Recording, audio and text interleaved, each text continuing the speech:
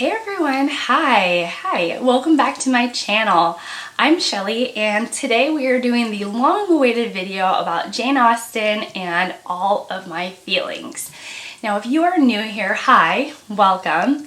I am Shelly Swearingen and I review books, I talk about authors like Jane Austen, and this video fits right into that category because today I'm going to be reviewing 2 Jane Austen books and 2 books about Jane Austen's life. What I'm aiming to do is to give you informative, spoil-free reviews, and I'm going to put that at the beginning of the video, and then I'll talk about Jane Austen and all of my feelings at the end of the video.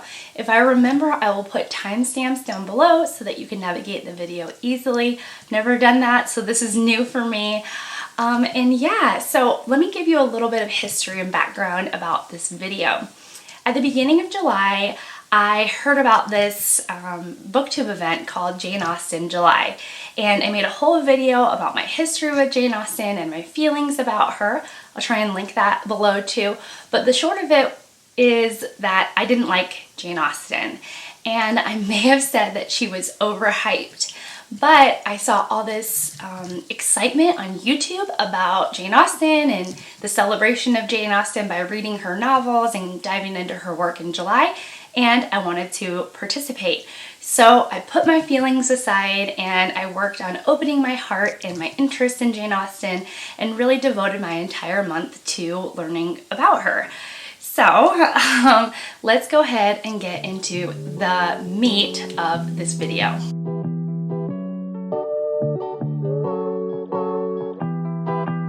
Let's start off with this book here, Jane Austen, A Life by Claire Tomalin.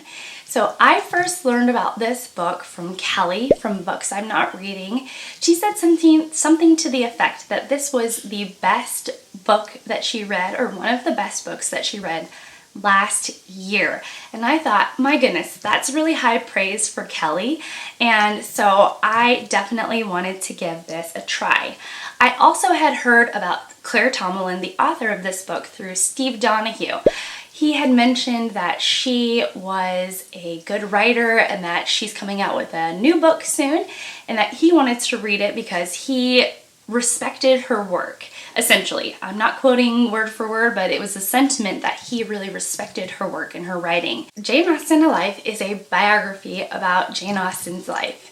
Jane Austen is a novelist who was born in 1775 and lived until the 1820s, and she's mostly known for her cleverly written, wittily humored romantic comedy novels. So Tomalin had a really big challenge with Jane Austen because not only are there tons of fans and a lot of stuff about her, but Jane Austen herself is shrouded in a bunch of mystery. So what happened was, and Tomalin writes about this on page 6 of this book, but Jane Austen's family, after her death, they decided to destroy and burn a lot of her personal letters to her family members.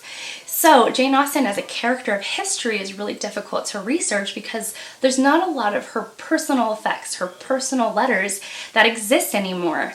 So Tomalin really had a challenge on her hand, and I thought she did this beautifully. So what Tomalin is able to do is to paint a distinct picture about each of the Austens. And this is no small task because Jane Austen herself had 7 brothers and a sister. She was very close to her cousin Eliza, and she also has her parents who she was very close to and had a relationship with. So Tomalin tackles all of the Austens and is able to make them all very alive and very rich, which is really one of my favorite aspects of the book. The Austens themselves are very interesting. They're a lively bunch, and they are incredibly, most of them are artists. They're playwrights and novelists, poets, and they perform for each other. So Jane Austen really fit in with her family in that she herself is a writer along with all of the other writers in her family. The Austen family dynamics shift constantly. It's usually around death, money, marriage, and inheritance. So that is a really interesting aspect of the book. And Jane, being a single lady, she often has to rely on the charity of her family members in order to survive throughout her life, which is really, really fascinating. So I'm always really curious about the guts of a book. My friend Elizabeth, she once said something to the effect that, is a book really a novella parading itself around as a novel, or is it a thick, chunky book that has a well-written story inside? So here are some of the things that are in this book. There's a table of contents, list of illustrations, a map, which looks a lot like Edward Gorey's map, nearly 30 pages of endnotes, an index in the back, and a family tree. The book runs at 347 pages long, but without all of the notes, it is about 300 pages of reading material. The book was published by Vintage Press in 1997, and Tomalin herself, she is no stranger to biographies. She has 11 books published, all nonfiction, and many of them biographies. She's actually known for her biographical writing. So this is really just right up her alley and right in the center of what she's good at writing. She has a quick, snappy pace to her writing. She doesn't linger or drone on. And actually my quiz about Jane Austen, are you like Jane Austen? I quote Tomalin a whole bunch in that video. So if you want to hear a little bit more about her writing, I'm actually going to direct you to that video because I do quote her several times. This book is wonderful for the Austen fans, but also for the Austen curious. I didn't know much about Jane Austen, and yet I was able to pick it up, follow right along, and really enjoy learning about Jane Austen and the provincial life of England from the 1770s to the 1820s. It was just a beautiful, wonderful read, and I would really recommend it to those two groups of people. The next book I want to talk about is Persuasion by Jane Austen herself. When I was thinking about what to read for JaneAustenJuly, I caught Brian from Bookish. I caught his video where he was talking about what he was going to read for JaneAustenJuly, and he read this, I believe, last year. He sang the praises of the protagonist Anne Elliot and said that this was one of his favorite Austen novels. So based on that recommendation, I picked this up. This book is Jane Austen's last published novel. It was published in 1817, 6 months after her death. It falls right in line with her other novels in that it is a wittily written, beautifully constructed romantic novel that is about the character of Anne Elliot. Anne Elliot is a down-to-earth, not vain, and has the patience of a saint type of character. She is a beautiful, lovely character, and it really is about her and her family who are having some financial issues. With their financial issues, they decide to leave their home at Kelly Lynch Hall and stay with Anne's youngest sister, Mary. Mary is a dramatic character, and Anne doesn't come alone. She comes along with her father and her sister, who are very vain and very gossipy. So you get all of these people together in a room, and then something else happens. Anne's long-lost love, Captain Wentworth, happens to sort of show up at the scene. They are no longer in love, but they were once, and the novel really explodes from there. The story is off to the races. Austen uses her best techniques in Persuasion.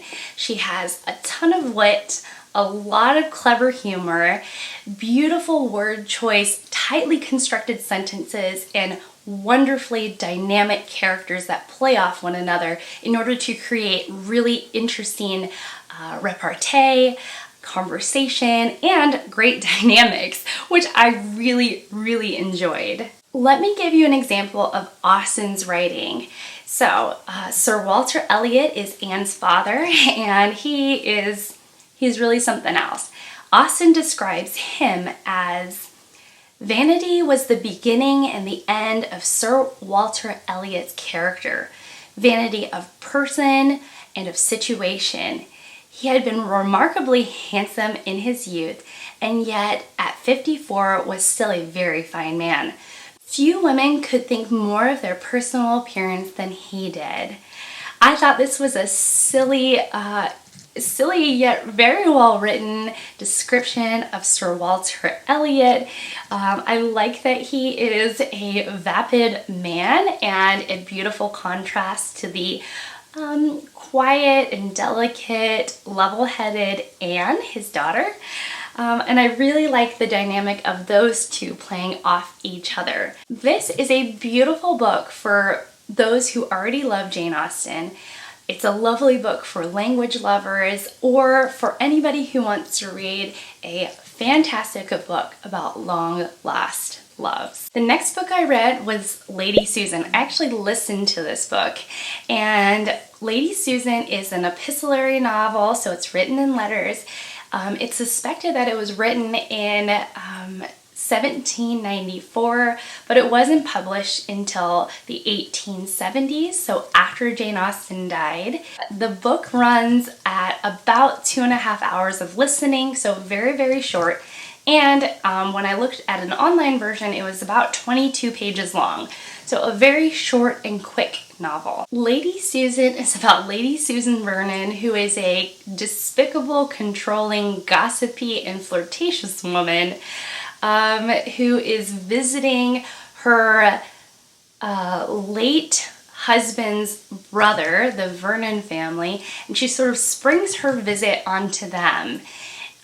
From there, what happens is that she's working her magic to control herself and others, and she is not a good person, but we are also able to see the way others feel about her through the letters in this novel. It is a funny, quirky novel that really plays to Austen's strengths. The characters are all dynamic. It has a sense of humor to it, and it was really, really easy to read. Now, this could be because this was one of Austen's earlier works, and in contrast to Persuasion, this Lady Susan seemed like an extremely light read, whereas Persuasion was a lot more thoughtful, a lot more deep into Austen's writing. Her word choice seems more intellectual in a way, and she really hones in on her style with Persuasion. Whereas Lady Susan, it was just a lot lighter, a lot more of a quick read. It was something that maybe you could get in an afternoon, and it's a really just cheerful and funny book, despite the fact that Lady Susan is so terrible. To share a little bit about Lady Susan, a little bit of the writing. So Lady Susan writes to her friend, Mrs. Johnson, and that's how we, the readers, are able to see how Lady Susan is actually feeling versus how she is acting in the book. So this is what she says to her friend, Mrs. Johnson, about her sister-in-law, Mrs. Vernon. Her sister-in-law, Mrs. Vernon, does not like me. To be sure, we did consider that I did take some pains to prevent my brother-in-law's marrying her.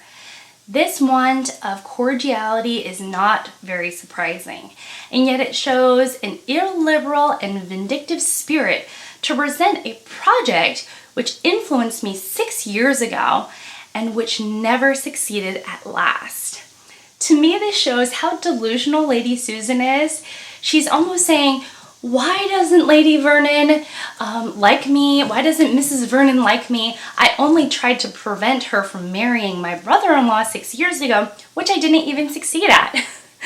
And that really tickled me. And those types of little jokes are all throughout the whole story. This is a beautiful, beautiful book for those who are Austen fans and those who are not. It's light enough and short enough that if you are not very interested in reading Jane Austen, but you still feel like you may be missing out on one of the greatest writers of our time or of the last 250 years, then pick up Lady Susan. It's short, it's funny, it's a quick read, and it's really, really enjoyable. Okay, so the final book I read for Jane Austen July was Gill Hornby's Miss Austen. I found this book on Steve Donahue's website. It made the top 10 books for historical fiction reads in 2020. So I am assuming that Steve Donahue actually picked out this book himself. I believe it ranked 4th.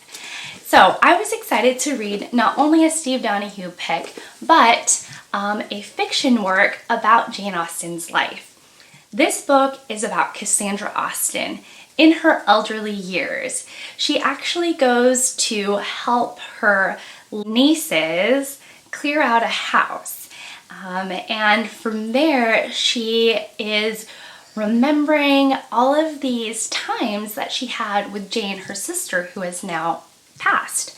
The novel actually is non-linear, so there are parts in it where Cassandra is helping pack up this house, and then there are parts of it where you are actually in her memory. Miss Austen struck me as a novel about women and a novel about sisters. Cassandra and Jane were very, very close, and that shows in not only this book but also in her biography. They were avid letter writers to one another, and Cassandra is actually the culprit for the person who destroyed some of Austen's most intimate letters. Hornby has a knack for writing vivid, beautiful characters. Many of the scenes came alive in my mind and really played out like a movie because of Hornby's vivid writing. She obviously knew what she was writing about, and I also felt that she was extremely respectful to Austen fans. It's so easy for a writer to maybe cross a line, especially with someone like Jane Austen who has a lot of mystery around her. It would have been really easy for Gill Hornby to throw a cheap shot, maybe pulling a really dark and twisted twist at the end. But Hornby doesn't. She knows her audience, and she really respects Jane Austen's life and her work by never crossing the line when it comes to telling a story about Jane Austen's life. I really, really respected that about this book. Probably my favorite theme, though, was that of Cassandra and Jane and their sisterhood. They were very, very close sisters, and that came out through the novel, and that's actually going to play into what I'm going to quote for you. Cassandra is thinking about the advice that she wants to give Isabella. Isabella is Tom Fowle, Cassandra's now late fiance. Isabella is his niece. So Cassandra wants to pass on some advice to Isabella. And so this is what Cassandra is thinking. Her sisters were her future. Single women have only each other. For many, mutual support was their only means of financial survival. But for most, it brought other riches with it. A whole wealth of comfort, companionship, and joy. That little passage stuck out because before I read this book, I thought, why would somebody want a life of singlehood? I mean, I could understand on an intellectual level why somebody would choose the single life over a married life. But this passage made it all click for me. Instead of a husband, Cassandra and Jane leaned on each other as companions and support. And I can understand that because I myself have sisters, both of whom I lean on for support and companionship often when I need it most. So that was one thing that Gill Hornby taught me about Austen's life.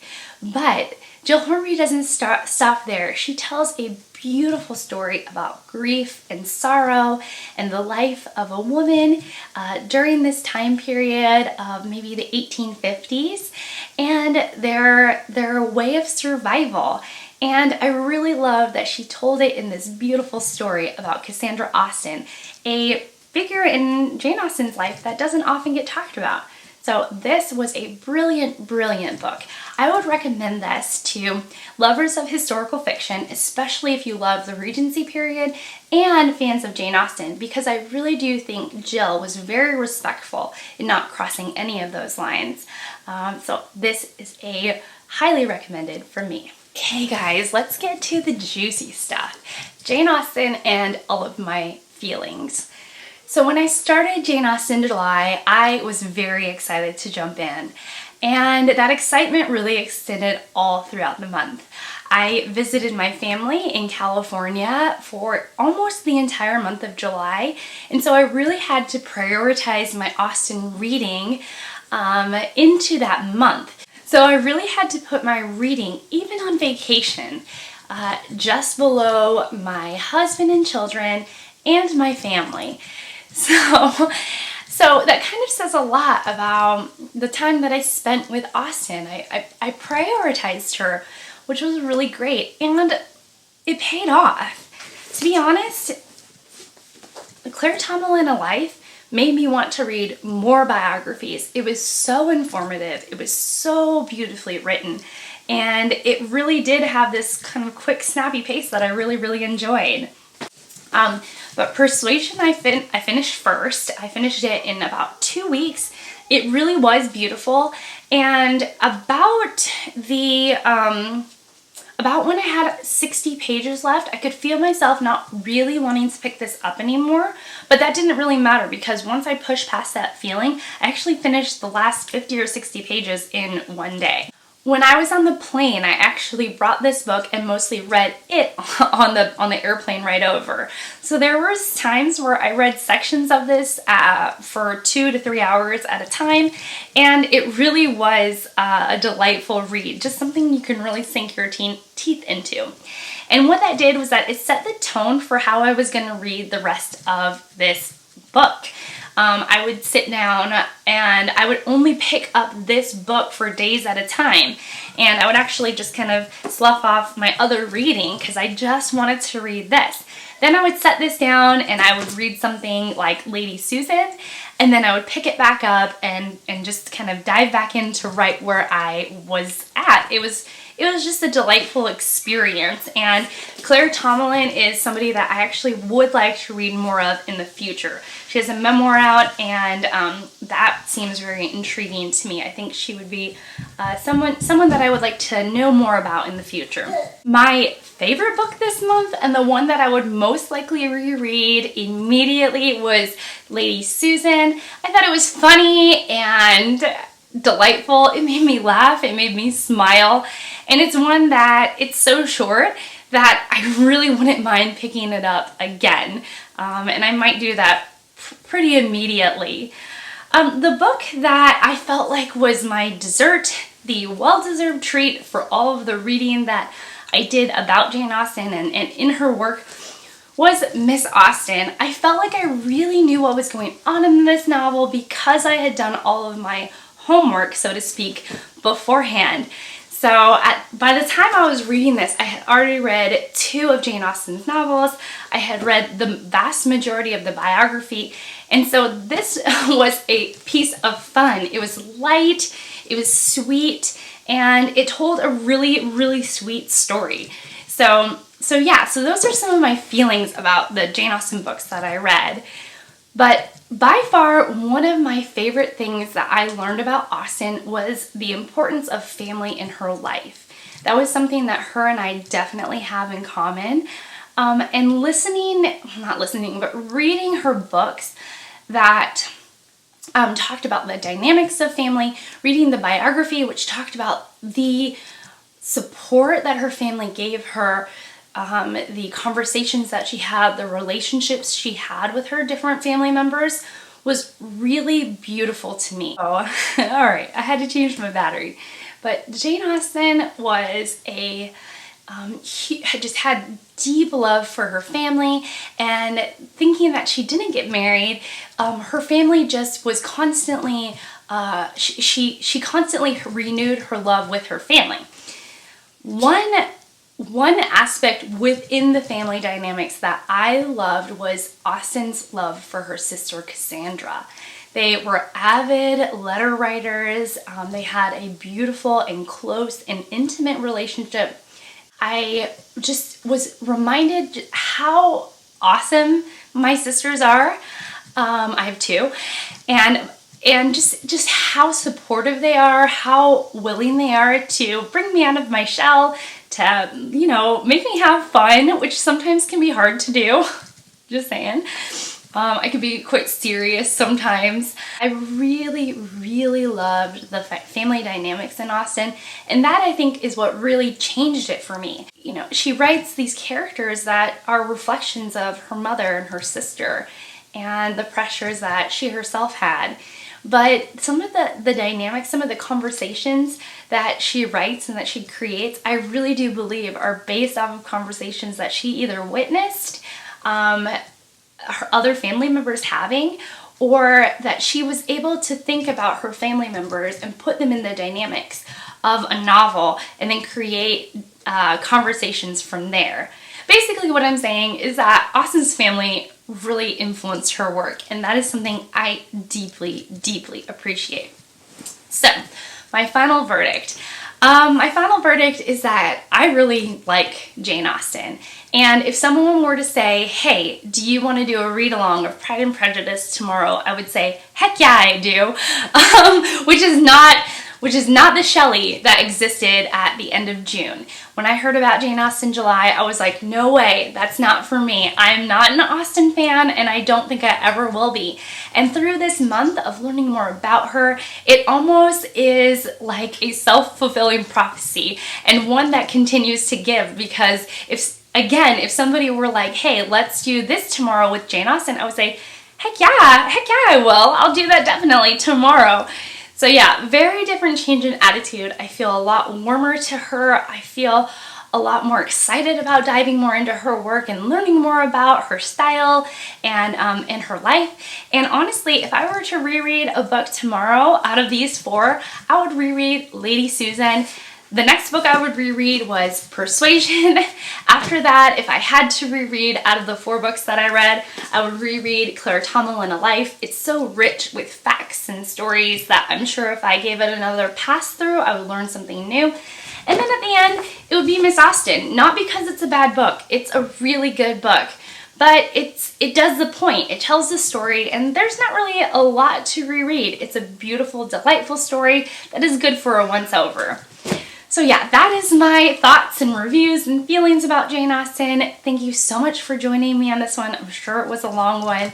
And I hope that you will have a wonderful day, and I will see you in my next one. Bye, guys.